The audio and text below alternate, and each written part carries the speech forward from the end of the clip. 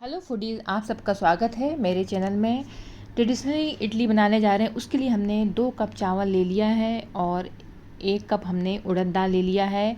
दोनों को हमने अलग अलग बर्तन में डाल के धो लिया है और दोनों को अलग अलग पानी में फुलाना है, एक साथ नहीं फुलाना है। तो हमने उड़द दाल को अलग फुलाया है और चावल को अलग फुलाया है। तो हमने 2 और 1 का अनुपात लिया है। तो इसको हमने रात भर के लिए फुलाने को रख दिया था और ये उड़द दाल में हमने 1 चम्मच मेथी का दाना भी डाल दिया है और ढक के रख दिया रात भर के लिए, जिससे अच्छी तरीके से फूल जाए। सुबह दाल का पानी हमने अलग कर लिया, फेंका नहीं, उसी पानी का पीसते वक्त ज़रूरत पड़ने पर हम उपयोग करते हैं। तो इस तरीके से छन्नी की सहायता से दाल का पानी अलग कर लिया और मिक्सी जार में उड़द दाल डाल दिया और इसको पीस लेना है ज़रूरत। और थोड़ा सा हमने पानी भी डाला है, जो हमने जिस पानी में फुलाया था उसी पानी को हमने थोड़ा सा डाला है और महीन पीसना है। जैसे बड़े बनाने के लिए महीन पीसते हैं, उसी तरीके से महीन पीसना है। अब हमने चावल का भी पानी अलग कर लिया, उसको भी हमने रख लिया है कि ज़रूरत पड़ने पर इस्तेमाल करेंगे। और उसी मिक्सी जार में बिना धोए हमने चावल को डाल दिया है, फूले हुए चावल को। और पहले बिना पानी के पीसा, फिर थोड़ा सा पानी डाल दिया ताकि अच्छी तरीके से पिस जाए। तो इतना पीसना है जैसे कि बारीक सूजी होती है, जो सूजी के जैसे दाने रहें, उस तरीके से पीसने हैं। तो ये पिस गया है चावल और दाल। इसको 5 मिनट के लिए हाथों की सहायता से फेंटना है। चम्मच से नहीं फेंटना है, हाथों से फेंटना है, कम से कम 5 मिनट के लिए।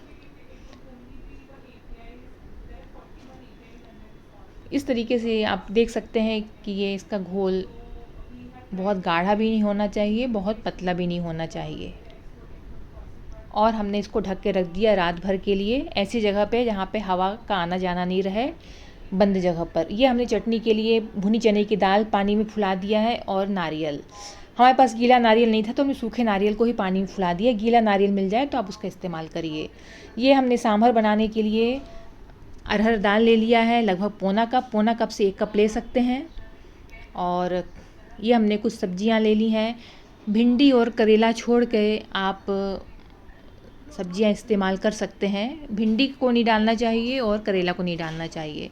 इसमें हमने 2 टमाटर भी डाल दिया है, लौकी का इस्तेमाल किया है, 1 भटे का किया है, 1 आलू का किया है, हरी मिर्ची, गोभी, तो जो भी आपके पास रहे।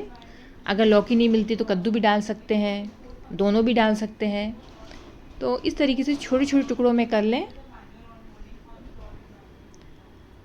और कुकर में हमने दाल पहले ही डाल दिया है, अब सब्जियों को डाल देंगे।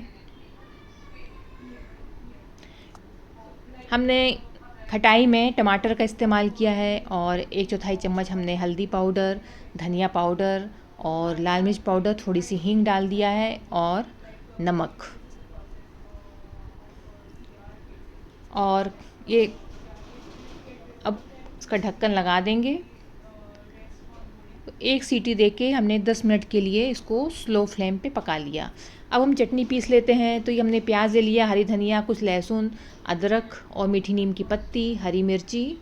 ये हमने नारियल पीस लिया है। अब भुनी चने की दाल जो फूली हुई थी उसको भी हमने पीस लिया है। अब साथ में हम दही डाल देंगे आधा कप। और अब हमने एक मिक्सी पार्ट में एक साथ नहीं आ रहा था तो इसलिए आधा आधा करके किया है। तो अब हमने हरी धनिया, हरी मिर्ची, प्याज, मीठी नीम की पत्ती, भुना पिसा जीरा पाउडर, नमक,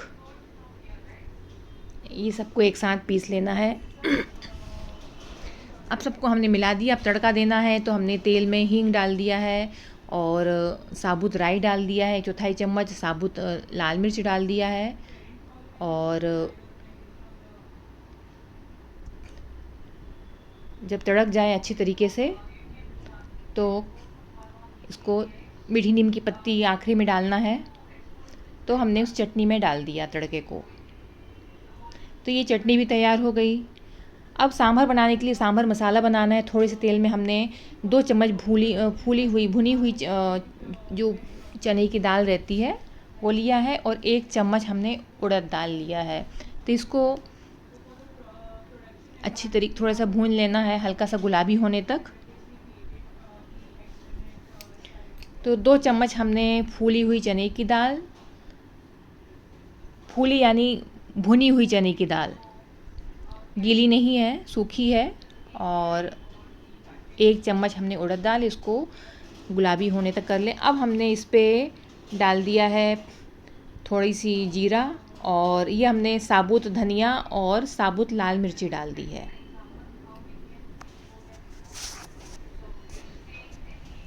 और थोड़ी सा मेथी दाना 1/4 चम्मच डाला है। जब ठंडा हो जाए, साथ में इसको मीठी नीम की पत्ती भी उसी तेल में डाल देना है। उसको जब वो सूख के कड़क हो जाए और उसको पीसना है। ये इस तरीके से हमने तेल में उसको फ्राई कर लिया है मीठी नीम की पत्ती को। तो ये अच्छे से कुरकुरी हो गई हैं। तो उसी मसाले में मिला देंगे।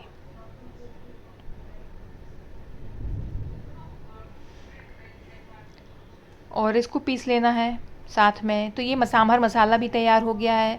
ये ताज़ा जो मसाला रहता है उसमें बहुत टेस्टी होता है। अब हम सांभर बनाने के लिए गरम तेल में 1/4 चम्मच हमने मेथी दाना डाल दिया है, आधा चम्मच हमने राई का दाना डाल दिया है, सरसों के दाने,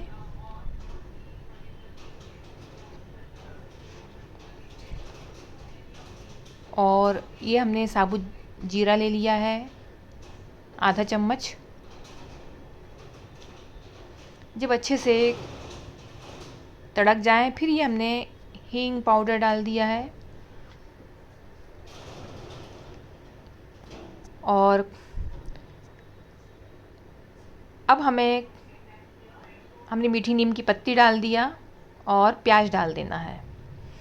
अगर आप 1 कप लेंगे तो बड़ी प्याज ले लीजिएगा। ये हमने मीडियम साइज़ की प्याज थी। तो इसको भून लेंगे प्याज को हल्का गुलाबी होने तक। नमक डाल दिया है ताकि प्याज भी, ये दाल पक गई है तो इसको चम्मच की सहायता से हमने मसल लेना है। इसको फेंट लें दाल को। और ये प्याज भी भुन चुकी है, हल्के से गोल्डन ब्राउन हो गई तो हमने दाल को डाल दिया है, पकी हुई दाल को, और उसी में गर्म पानी भी मिला दिया है। ये हमने मुनगे का पाउडर डाला है। अगर आपके पास साबुत मुनगा मिल जाए तो वो भी डाल दें। जो हमने सांभर मसाला तैयार किया था उसको भी डाल देना है, और डाल के कुछ देर पका लें। ये हमने गरम मसाला पाउडर डाल दिया है, और ज़रूरत के हिसाब से आप गरम पानी मिला दें। ये हमने जो खमीर उड़ गया था मिश्रण में, इडली बनाने के मिश्रण में, हमने नमक डाल दिया है। 1.5 से 2 चम्मच नमक डाल दें, स्वाद के हिसाब से नमक डाल दें, और इसको मिला लें। बहुत ज़्यादा नहीं फेंटना है, बस मिलाना है कि नमक मिल जाए।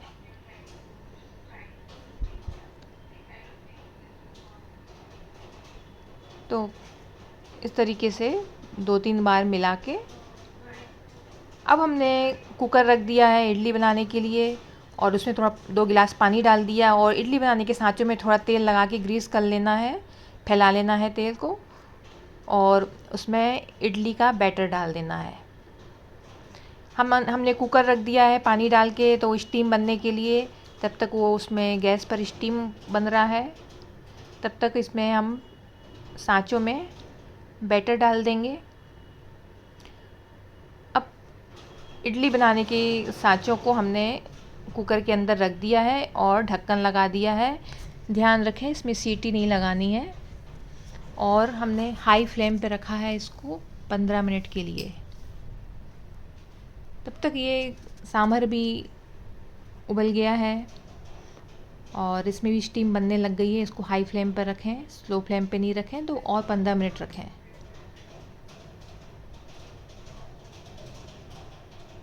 15 मिनट बाद हमने कुकर खोल लिया और सांचों को निकाल लें। और जब 2 मिनट बाद इडली निकाल लें, तब तक ये हमने धनिया पत्ती डाल दी है सांभर में और गैस भी बंद कर दिया। सांभर भी तैयार हो गया और चटनी में हमने थोड़ा सा नींबू रस भी डाल दिया है। आधा से 1 नींबू रस डाल दें। दही तो हम वैसे भी डाले थे। और ये इडली तैयार हो गई है तो इसको निकाल लें।